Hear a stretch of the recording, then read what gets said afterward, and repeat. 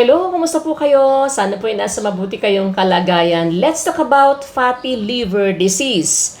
Fatty liver disease is usually due to combination of factors over a long period of time. Hindi naman po kaagad-agad nagkakaroon ng fatty liver disease ang isang tao. Ito po ay karaniwang nade-develop sa paglipas ng panahon.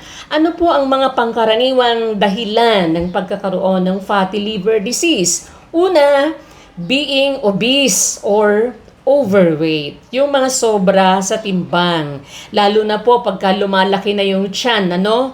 Yan, yung ating tummy, nagkakaroon na po ng naging overweight na po, lumalaki na yung tiyan natin. Ingat-ingat na po tayo dyan. Baka magkaroon tayo ng fatty liver disease.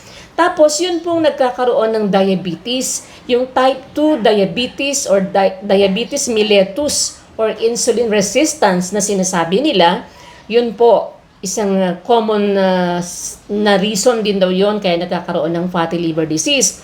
Yun pong mataas ang blood cholesterol, tumataas ang blood cholesterol or mataas ang triglycerides. Yan po, mas malamang sa magkaroon ng fatty liver disease at yung umiinom ng alak.